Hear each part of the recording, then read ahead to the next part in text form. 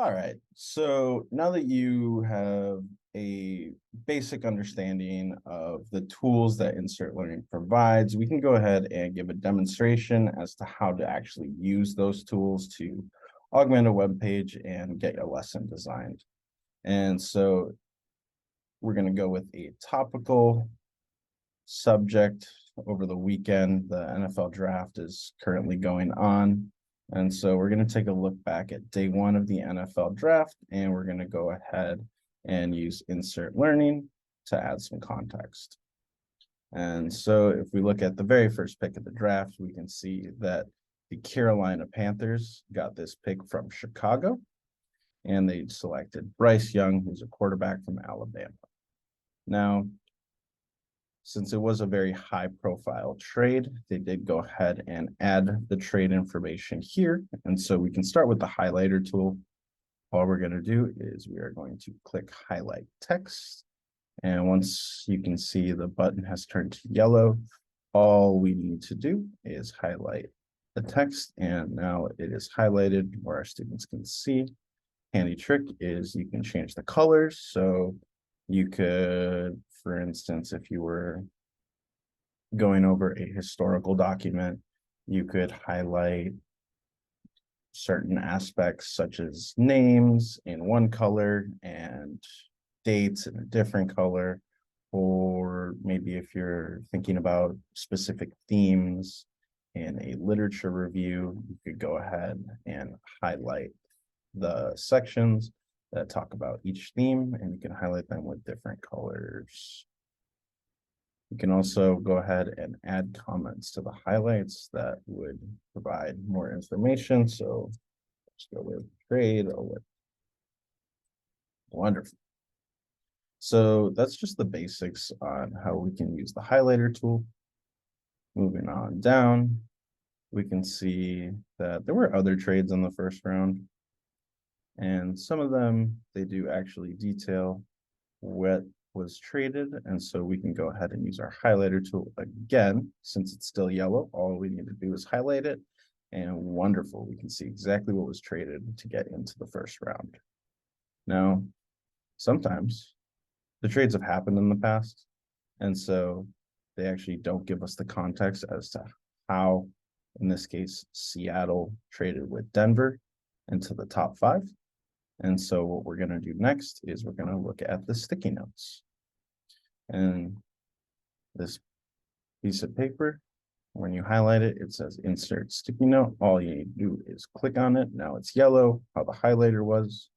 And you just need to click as to where you want to insert the sticky note. So again, we have a trade alert. And we do have a couple of different options as to how we could provide the extra information. The easiest is, of course, just to copy the link to an article that will tell us that, oh, Seattle traded their quarterback, Russell Wilson, and got a bunch of picks from Denver. It was actually kind of the talk of the year last year. It was a big trade. Additionally, if you'd like to go ahead and just put the relevant information, we could go ahead and highlight it. Simply copy and paste.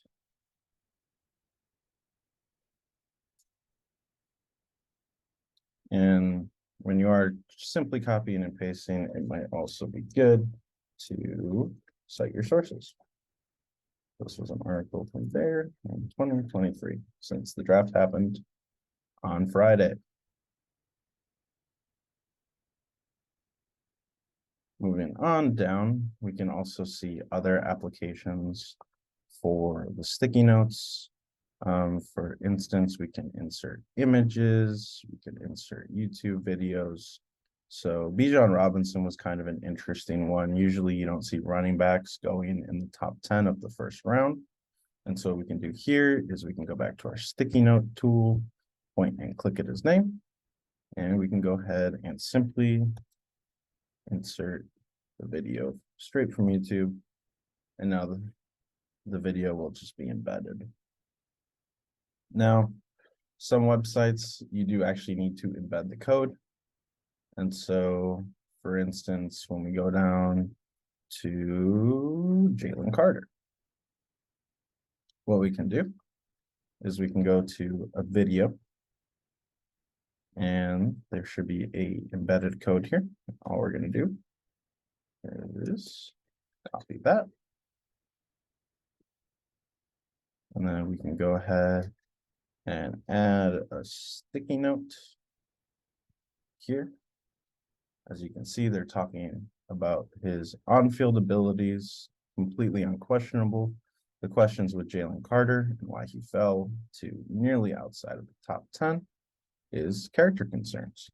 And so we can link a video here that will give us extra context on a warrant that was put out for his arrest during the NFL Combine, which is essentially like an interview right before the draft. Additionally, we could present another side of the story by simply finding a video, or in this case, this would be an article that talks about Jalen Carter's weight after what I'm sure was an incredibly stressful time being charged with a crime that he did not commit. But nonetheless, the character concerns were there, and they were a part of why he fell. But maybe I don't know that. Maybe I want to get a student perspective. And so what we can do is we can go ahead and we can insert a discussion right under his name, and we could ask the students to extent data concerns tribute to Carter's fall and the draft. And some of your students, they might actually be up to date on whatever it is you are going to ask them about. Other students may appreciate the scaffolding, and that is where we can use sticky notes to provide that additional information. And similar to Hair Deck, we can go ahead and simply put in formative assessments throughout. So here, as we get to the last pick of the top 10, we can go ahead and simply insert a question here and ask how many teams graded into the top 10 picks of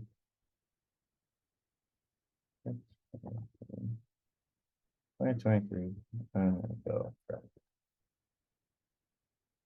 And obviously, we would want to go ahead and tailor this to whatever it is we are currently looking at for your class.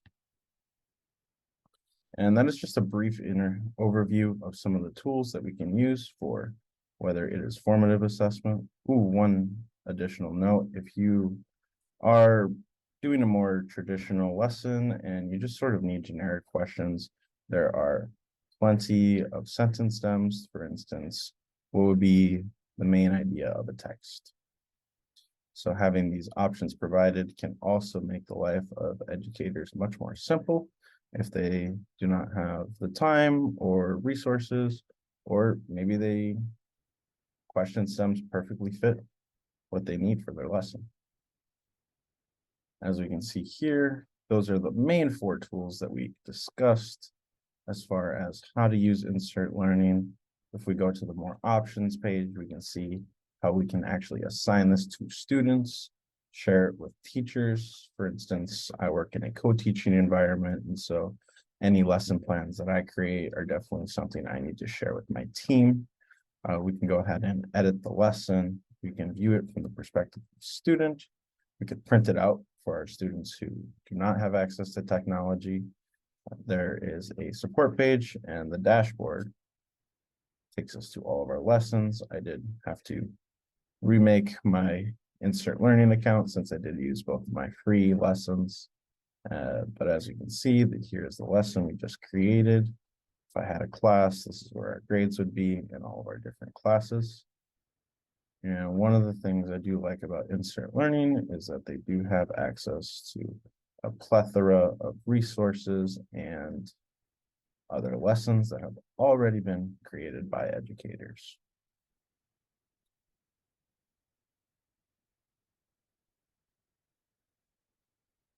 As you can see, they are wide-ranging, and you can search by different grade levels and different mediums. So that essentially wraps up the various applications of Insert Learning. I hope this video was helpful in demonstrating just how intuitive these tools are. Simply hover over them, and honestly, they are pretty self-explanatory.